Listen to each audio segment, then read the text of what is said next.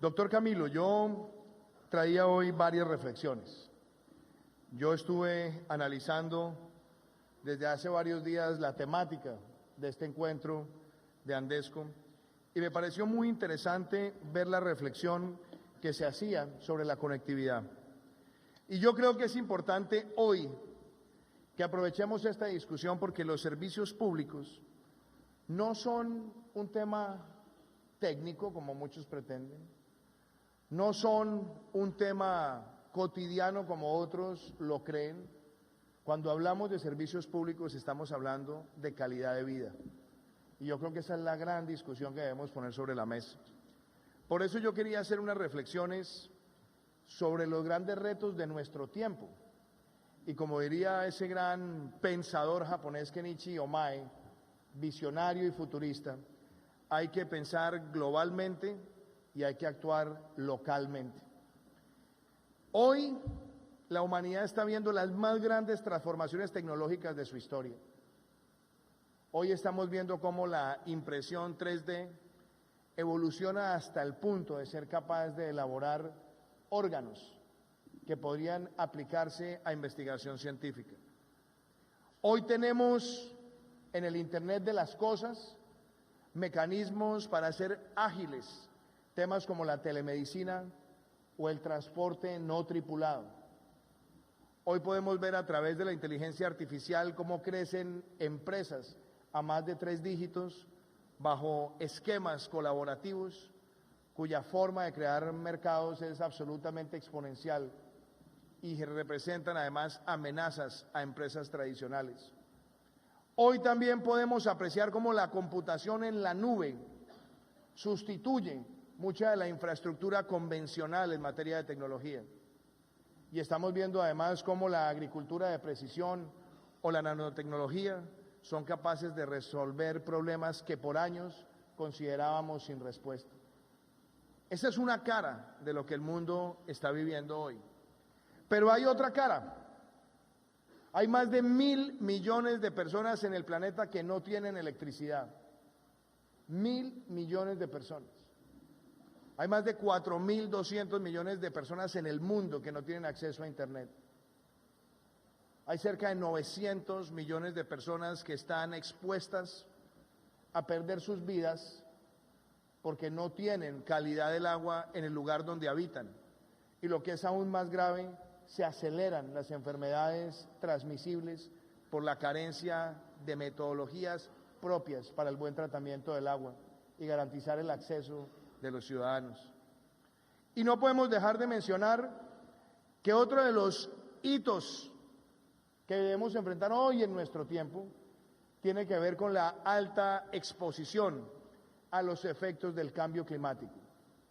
Desastres naturales, erosión costera, destrucción de manglares, amenazas a las biosferas marinas son constantes y generan graves preocupaciones porque inclusive en países como el nuestro, en las zonas costeras, hoy estamos viendo amenazas incuantificables que no creíamos pudieran verse hace tan solo una década. Traigo todo esto a colación porque si nosotros pensamos en lo que significa el sector de los servicios públicos, en este sector están grandes respuestas a estos retos. Y por eso quiero hablar de Colombia. Porque en efecto hay una Colombia que se construye dinámicamente hacia el futuro. Un país que ha expandido como nunca su clase media en las últimas 2 décadas. Un país que pasó de un ingreso per cápita inferior a $3.000 a llegar casi a $8.000 hoy en día. Un país que aumentó la expectativa de vida y que se acerca a los 80 años de edad. Un país que ha visto multiplicar también la cobertura de servicios sociales y que ha visto crecer las ciudades de una manera realmente asombrosa. Hoy Colombia puede tener más de 30 ciudades con más de 150.000 habitantes que se establecen como grandes centros urbanos, obviamente con enormes desafíos. Y todo eso es una historia maravillosa que contar. A pesar de las adversidades, porque Colombia las ha tenido, las ha sorteado y ha hecho de la resiliencia su mayor característica. Pero no nos llamemos a engaños, hay retos que son grandes. Hay cerca de 1 millón de ciudadanos en este país que no tienen acceso a la energía eléctrica. Hay 20 millones de colombianos que no tienen acceso a la banda ancha de Internet. Y eso los aleja de un mundo de oportunidades. Tenemos más de 300.000 hogares que pueden estar cocinando con instrumentos altamente peligrosos, afectando además las condiciones ambientales, acudiendo de manera cotidiana a la leña, y eso también representa amenazas a las condiciones de salud y, por supuesto, a las condiciones ambientales del país. Por eso, yo quisiera que con estas reflexiones pudiéramos hablar sobre lo que significa este sector en la construcción de equidad, pero también reflexionando sobre un principio que hemos planteado desde el primer día de nuestro gobierno: no se construye equidad sin emprendedores. No se construye equidad si no hay empresas pujantes, micro, pequeñas, medianas y grandes, que sean capaces de generar empleo formal y capaz de llegar de manera novedosa y creativa a las comunidades de nuestro país y, por supuesto, las más apartadas. Por eso yo nunca pienso en esas reflexiones que algunos hacen. ¿Cuál es el tema del gobierno? Como si se tratara de una telenovela. Los gobiernos tenemos que asumir tareas grandes. Y cuando yo hablo de equidad, me refiero a esos colombianos que están por fuera de las ventajas de nuestro tiempo. Me refiero a esos colombianos que no tienen hoy posibilidad de hacer que su talento se convierta en un mecanismo de capital humano porque no tienen la conectividad. Me refiero a esas comunidades que también están excluidas geográficamente y que no tienen las vías terciarias o que no tienen además la posibilidad de vender sus productos sin pasar por un intermediario que termina negociando en el filo de los costos de producción. Por eso yo he definido como el gran objetivo de nuestro gobierno cerrar las brechas, concentrarnos en la justicia social y hacerlo sobre la base de la equidad como principio. Y me alegra ver que ustedes en la presentación hacían muchas veces esa referencia: equidad, equidad, equidad, que no es una palabra vacía ni es una palabra abstracta, porque está en estas metas de desarrollo sostenible que están enunciadas acá. Y yo quiero invitar a este sector a que trabajemos juntos en lograrlo, y eso solamente se logra si tenemos crecimiento, y un crecimiento limpio, un crecimiento armonioso con el medio ambiente, un crecimiento capaz de entender que el medio ambiente no es un costo, sino que es el más importante de los tesoros que tenemos. Por eso, yo quisiera, doctor Camilo, reiterarle hoy a usted y a todos los afiliados aquí presentes que el emprendimiento es el requisito sine qua non para conseguir la equidad. Y ustedes me lo escucharon cuando me dirigí como candidato a ustedes, que mientras el sector privado de este país siga sometido a excesiva carga tributaria, a excesiva tramitomanía, a excesiva incertidumbre jurídica, lo que terminamos es afectando a los que están llamados a generar las grandes transformaciones sociales.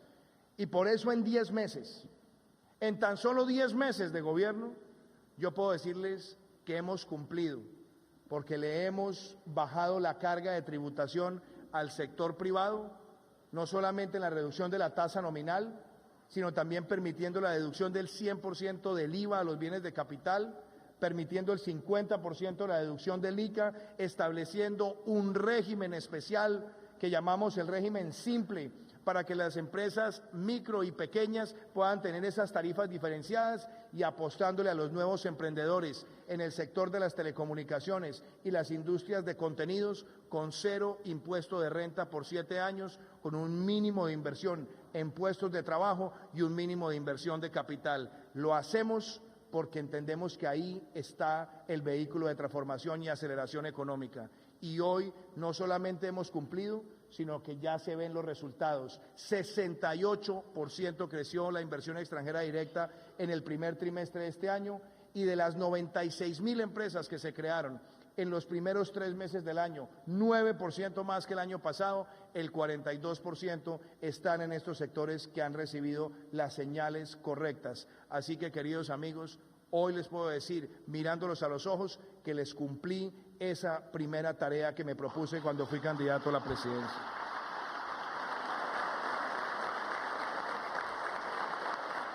También me gustaría resaltar, doctor Astrid, que en alguna de las conversaciones que yo tuve con Andesco en el pasado, les expresaba que no hay peor carga tributaria que un trámite mal diseñado, que un trámite innecesario y que un trámite que termina alimentando las presiones de la corrupción. Porque ese exceso de peregrinaje burocrático se convierte prácticamente en una talanquera o en un peaje obligado que termina en la discrecionalidad de un funcionario, o lo que es aún peor, en los monopolios de información que terminan al servicio de los criminales de cuello blanco, que quieren abastecerse de esos pliegos sastre, muchas veces para la contratación.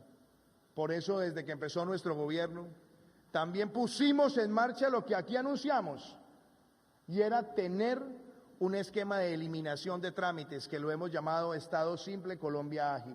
611 trámites intervenidos, 214 eliminados y otro tanto digitalizado y simplificado para que se acaben esas redes perniciosas de funcionarios que a veces terminan cobrando para agilizarle a muchos de los afiliados la entrega de un servicio que es necesario para la calidad de vida de los ciudadanos. También hemos cumplido con ese principio. Quiero resaltar que también hemos pensado en dar las señales correctas. Y aquí voy a entrar a profundidad sobre los sectores. El tema de hoy es la conectividad. El país por años, venía reclamando una mejora normativa donde elimináramos marañas regulatorias, porque el mundo de hoy necesita desregulación inteligente, desregulación asociada con la provisión de los servicios, desregulación que permita entender las competencias crecientes entre nuevas tecnologías y no seguir con esas pautas del pasado donde queríamos que la legislación estuviera obstaculizando la llegada de nuevas herramientas tecnológicas.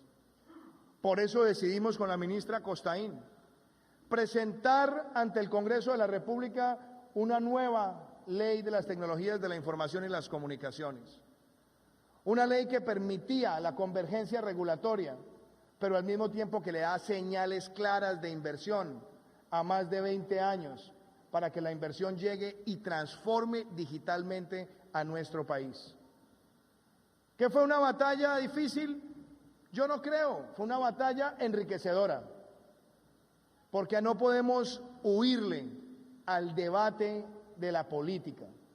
Y aquí hay muchos de los honorables congresistas que apoyaron para que esta ley sea lo que es hoy, y yo prefiero que esa ley se construya en la deliberación libre de las ideas y no con las aplanadoras aceitadas con el erario público, porque esa es la verdadera construcción de democracia.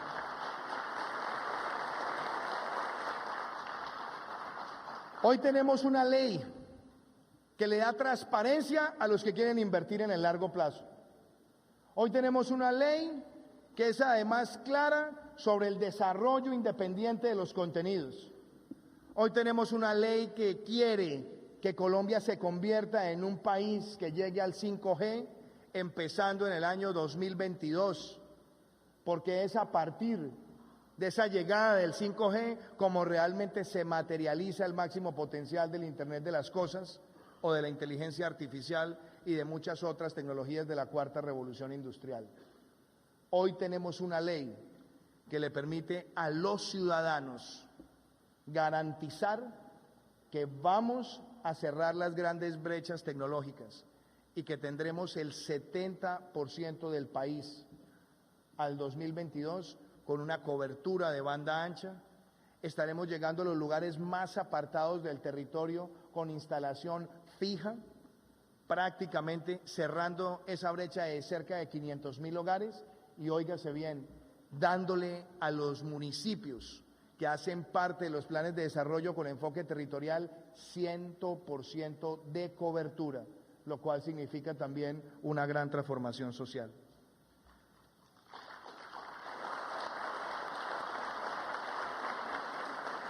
Déjeme también, doctor Camilo, hacer referencia a elementos complementarios a la ley de las TICs. Esa ley la debemos celebrar todos, pero no viene sola. La acompañan medidas que también son generadoras de entusiasmo en la comunidad inversionista.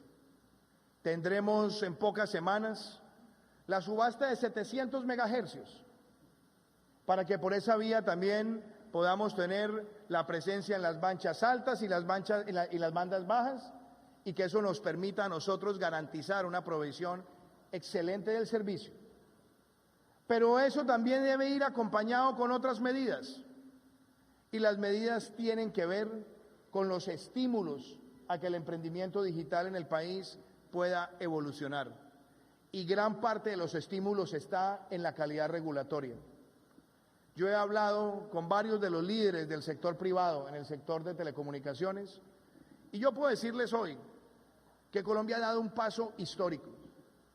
Yo recuerdo en septiembre del año pasado, estando con el alcalde de Medellín en la Asamblea de Naciones Unidas, en una conversación con el Foro Económico Mundial, y nos mostraban ellos que solamente 4 ciudades del mundo tenían un centro para la cuarta revolución industrial, ninguna en un país hispanoparlante. Y les dijimos, queremos que sea Colombia el lugar. Y la respuesta es, eso toma tiempo. Y la respuesta nuestra fue, tiempo es lo único que no tenemos. Tenemos las ganas, la disposición y el talento y el compromiso público-privado para que esto sea una realidad. Meses después, estuvimos en Davos, en Suiza, cerrando ese memorando de entendimiento. Y hoy le puedo decir a todos los afiliados de Andesco que en un mundo de más de 1.800.000 ciudades, la quinta ciudad del mundo y la primera de un país hispanoparlante que tiene un centro para la cuarta revolución industrial está en Colombia, se llama Medellín, y está al servicio de todos los afiliados para que tengamos la mejor regulación para el aprovechamiento de la cuarta revolución industrial. Hoy les puedo decir también que Colombia está siendo visto como un lugar para las altas inversiones en tecnología. No solamente Amazon abrió su plataforma de web services en Bogotá con 700 empleados, sino que ya quiere llegar a 2.000 empleados en los próximos 2 años. Hemos visto cómo Microsoft ha anunciado que quiere también un centro especializado de web services aquí en Colombia para mostrar su compromiso con este país. Hemos visto cómo tecnologías como las de Loom para lugares que son apartados y de poca densidad poblacional pueden aplicarse de la mano con el trabajo de los operadores y así llevar también internet de alta velocidad, como lo logramos afianzar durante la visita que adelantamos a Silicon Valley y también la que adelantamos en el estado de Washington. Todo esto nos lleva también a la idea de que en Colombia hay emprendimiento digital, y hay emprendimiento digital gracias a estos servicios públicos de conectividad, y serán mejores en la medida que evolucionen más estos servicios públicos de conectividad. Tuvimos la visita hace 2 meses de SoftBank, el principal fondo mundial de inversión en tecnología. Era una reunión prevista para durar 15 minutos y duró 1 hora y 40. Yo hablé durante 1 hora y 20 explicando por qué Colombia y por qué necesitábamos que SoftBank viera a nuestro país como el lugar para esas transformaciones. Anunciaron $5.000 millones en inversiones en tecnología, y hoy también puedo decirles que los primeros $1.000 millones fueron invertidos en Colombia y en una empresa fundada tan solo hace 4 años por millennials que se han beneficiado de tener un régimen de servicios públicos de conectividad con el potencial de ser cada vez mejor. Esa es la apuesta, y la apuesta nuestra es que esas empresas que ahora las llaman unicornios porque crecen a 3 dígitos, permitan que en Colombia existan 10, por lo menos en los próximos 4 años, y que Colombia pueda decir con orgullo que se ha convertido en el Silicon Valley de América Latina, porque las grandes inversiones de tecnología están acá y van en armonía con estas inversiones en conectividad, queridos amigos.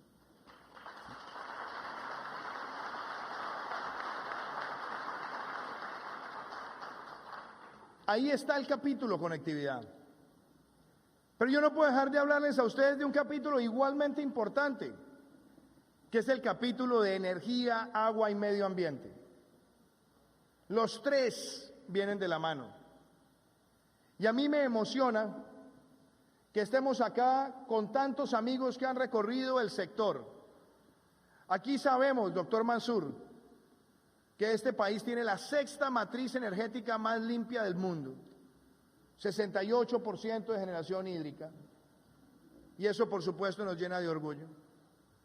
Podríamos también sacar pecho al decir que solamente el 0.4% de las emisiones de CO2 las aporta Colombia, doctora Ángela Montoya, pero nosotros también somos conscientes que en medio de esos dos indicadores que podrían mostrarnos muy sólidos ante los avatares del mundo de hoy, tenemos una de las economías más expuestas a los efectos del cambio climático. De las más vulnerables, donde una temporada de lluvias nos puede generar un percance doloroso y calamitoso como el que estamos viviendo en la vía al llano, o como el que vivimos en el año 2016, y muchos de ustedes lo saben, que se bajaron rápidamente los niveles de los embalses y prácticamente, si no hubiese sido por la comercialización energética del Ecuador, hubiéramos entrado en un racionamiento de energía. Esas son realidades, y por eso las realidades hay que enfrentarlas con ese sentido de resiliencia. En tan solo 10 meses de gobierno, le propusimos a nuestro país que haríamos una transición hacia las energías renovables no convencionales.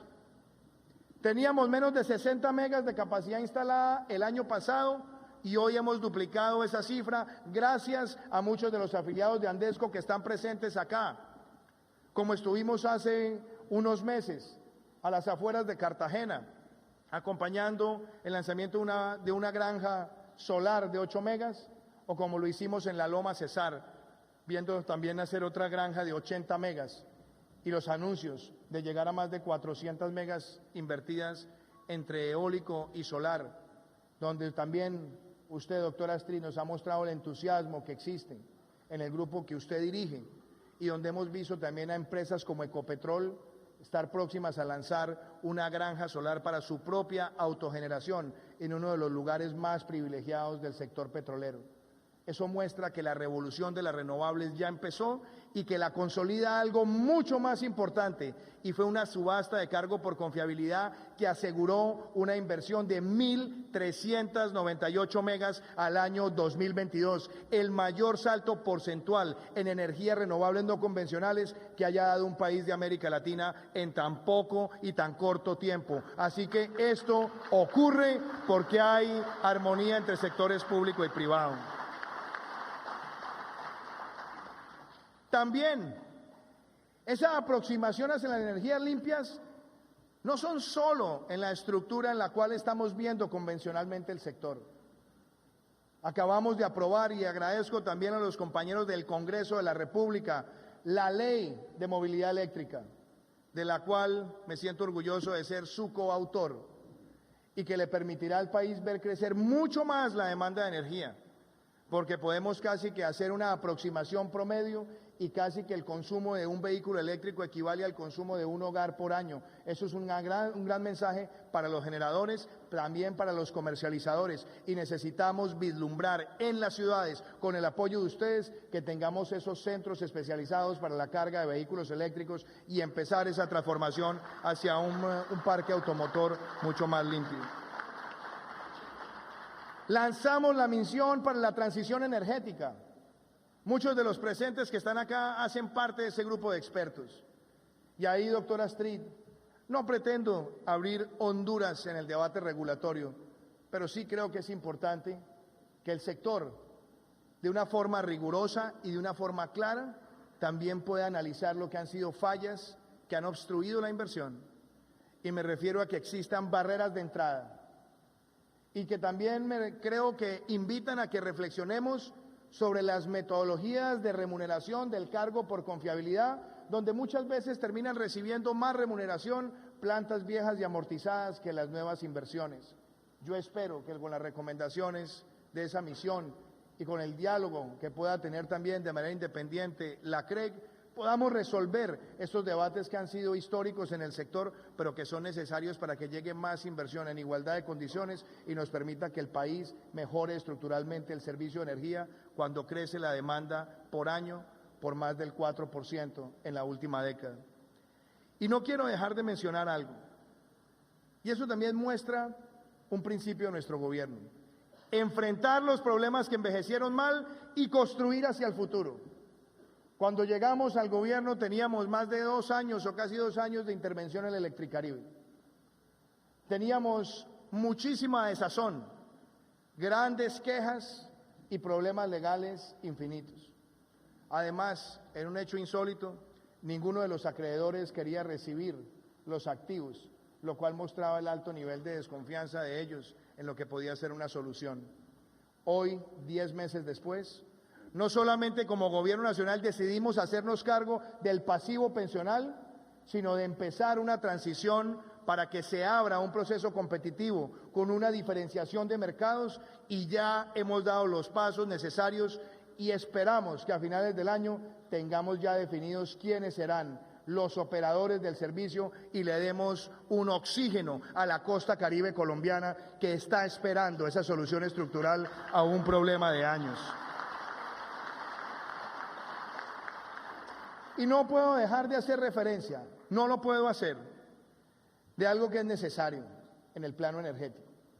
Y ustedes lo decían con mucha claridad, el tema del gas. No estamos dándonos cuenta como país de la gravedad de la situación.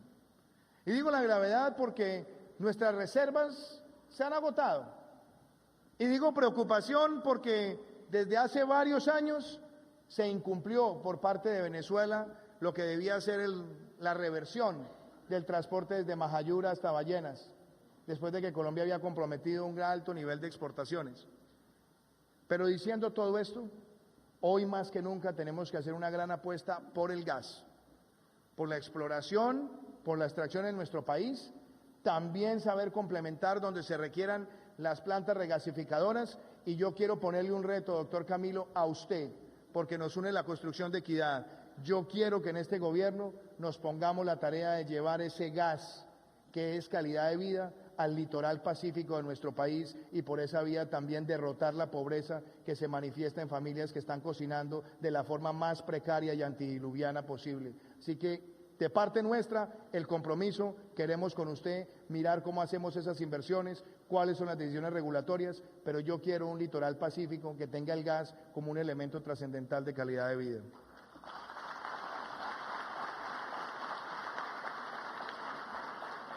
Y en cuanto al agua, el agua muchas veces ha sido olvidada de los grandes debates de política pública. Como me decía algún político, me decía, es que a algunos de nosotros no nos ha gustado hacer muchas inversiones porque los tubos nadie los ve. Ese era el concepto miope de muchas épocas. Pero hoy tenemos que llamar las cosas por su nombre. Colombia tiene una muy baja cobertura de saneamiento a nivel rural. Y tenemos una cobertura de agua a nivel rural que deja mucho que desear. Solamente le doy un indicador. En La Guajira, solamente el 4% de las zonas rurales en agosto del año pasado tenía cobertura de agua.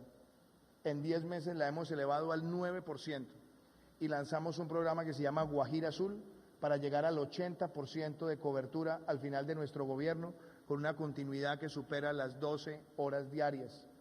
Y la idea nuestra es que por esa vía podamos generar equidad y derrotar las enfermedades transmisibles. Pero hay algo mucho más serio. Si queremos mejorar la calidad del agua, si queremos que todos los afiliados a Andesco puedan mejorar la respuesta a los ciudadanos, tenemos que corregir muchísimas cosas, empezando por el manejo amañado de los planes de ordenamiento territorial en muchos municipios que han terminado siendo el vehículo de la corruptela, donde todo el mundo tiene que pagar peaje y se está privilegiando los intereses de unos criminales de cuello blanco al interés de las comunidades de tener la mejor dotación y expansión de los servicios. Este gobierno se compromete a sacar adelante esa reforma que permita que lleguen los servicios públicos en armonía con el desarrollo ordenado de los municipios de nuestro país.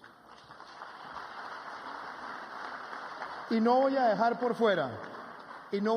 fuera los POMCAS, los planes de ordenamiento y manejo de cuencas. Yo quiero trabajar de la mano con Andesco en ese propósito con el ministro Ricardo Lozano.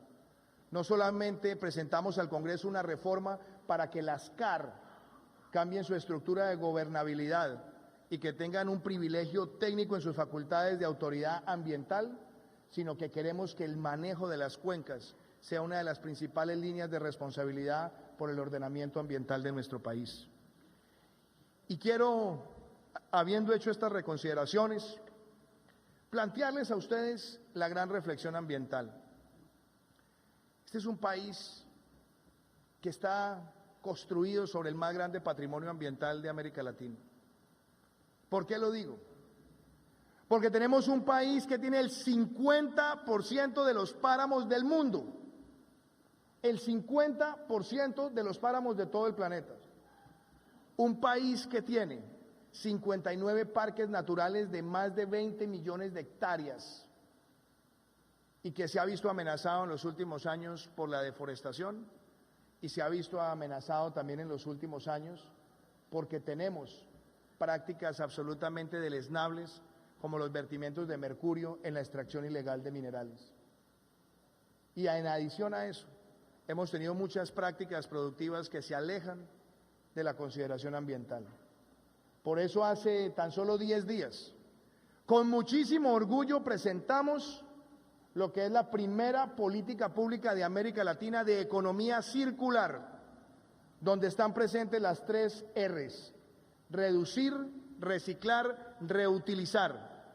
Y con esas 3 R's, poner el criterio de producir conservando, conservar produciendo y llevar la discusión hacia temas tan importantes como es la ganadería sostenible, hasta llegar al mejor manejo de plásticos y de desechos. Y también lo invito, doctor Camilo, a que trabajemos juntos en la construcción de una política pública que permita la transformación de basura o de desechos hacia energía, como es la pauta en muchas de las grandes ciudades del mundo. Y lo hacemos porque es el camino que Colombia reclama.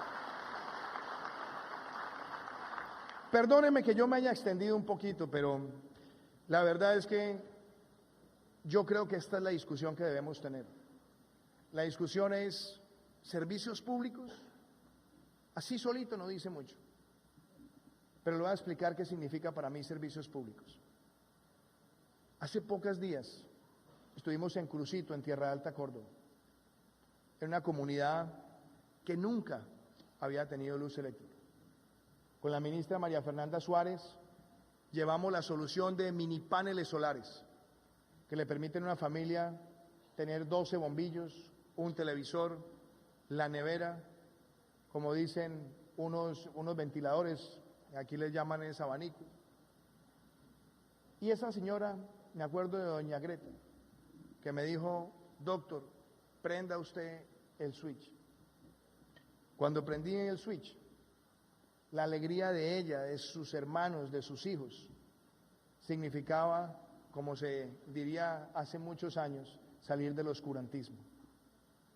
Significa conectividad, significa conocer el mundo a través de la televisión, otro servicio público.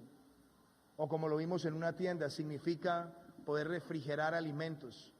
O como lo vimos en un centro de atención escolar, significa poderle dar un poco de ventilación a los niños que están expuestos a altas dosis de calor durante el día. Eso significa servicios públicos. Servicios públicos significa lo que también viví hace unos días en Mocoa, con un programa de mejoramiento de vivienda, donde una familia recibe el agua de calidad y aplaude, y esperamos que en muy pocos meses ese sueño del acueducto después de la tragedia ya esté resuelto. Eso significa servicios públicos. Servicios públicos significa llegar a la profundidad de Arauca y ver a los niños en una escuela acceder al Internet para formarse mejor. Así que servicios públicos para mí significa equidad y significa calidad de vida. Aquí hay un gobierno que entiende el emprendimiento como un vehículo de transformación social, pero sobre todo entiende que las brechas se cierran con esta gran revolución de las pequeñas y de las grandes cosas que la generan personas como ustedes. Muchísimas gracias.